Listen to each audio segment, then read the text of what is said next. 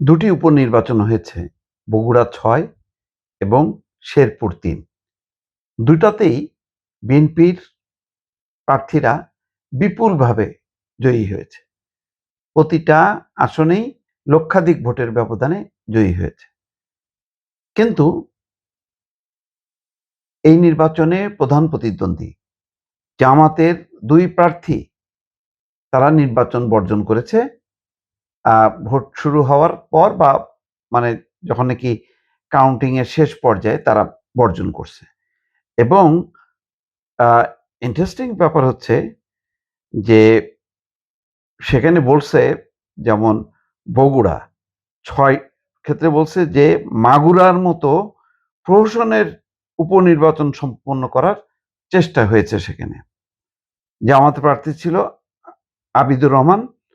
আর আ শেরপুর আসনে যিনি বিজয়ী হয়েছেন মাহমুদুল হক রুবেল ১,৬৬,১১৭ ভোট পেয়েছে। নিকটতম প্রতিদ্বন্দ্বী জামাতের প্রার্থী মাসুদুর রহমান দাঁড়িপাল্লা প্রতীকে পেয়েছে ৪৭,০০০।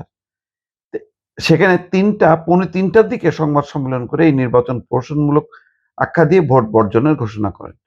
তিনি বিভিন্ন কেন্দ্রে ভোটারদের সিল দিতে বাধ্য করা, বুথ দখল এজেন্টদের বের করে দেওয়ার এবং হামলার অভিযোগ তোলেন।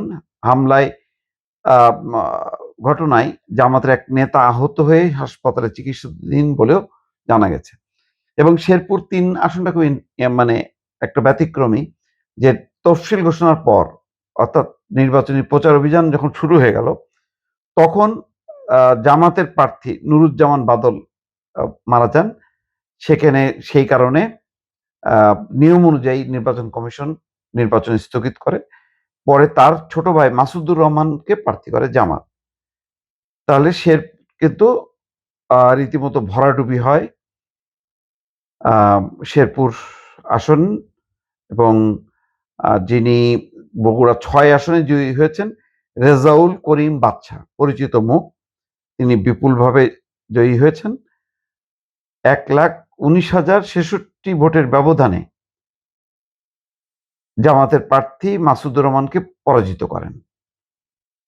তো এখানে বগুড়া ৬ আসনে আ জিতেছিলেন মূল নির্বাচনে তারেক রহমান। কিন্তু তিনি ২ টা আসনে করেন, ঢাকা ১৭ আর হচ্ছে বগুড়া ৬।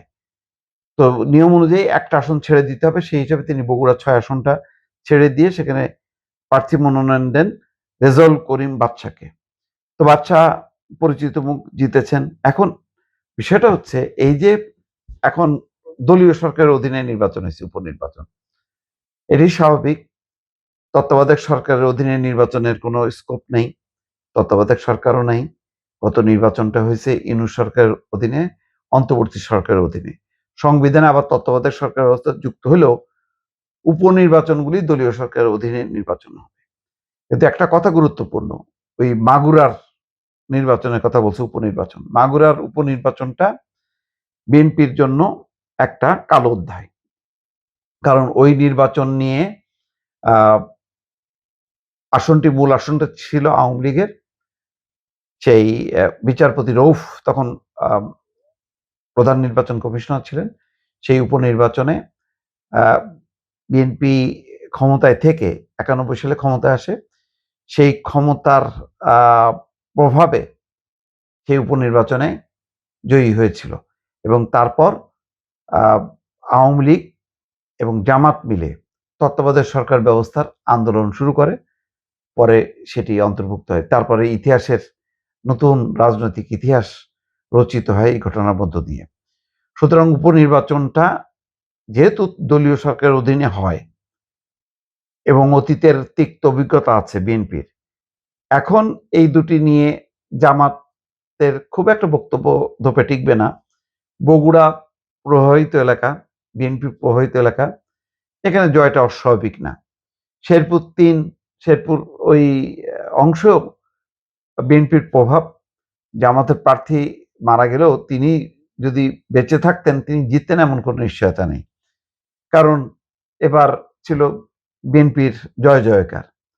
তো কিন্তু ২ প্রার্থী ২ জায়গায় মানে ফলাফল ঘোষণার আগেই ভোট বর্জন করেছেন এবং বগুড়ার ক্ষেত্রে জামাতের প্রার্থী বলছেন যে মাগুরার উপনির্বাচনের কথা এনেছেন। সুতরাং আগামীতে আরো স্থানীয় সরকার নির্বাচন আছে, কোনো কোনো ক্ষেত্রে হয়তো উপনির্বাচনও হবে।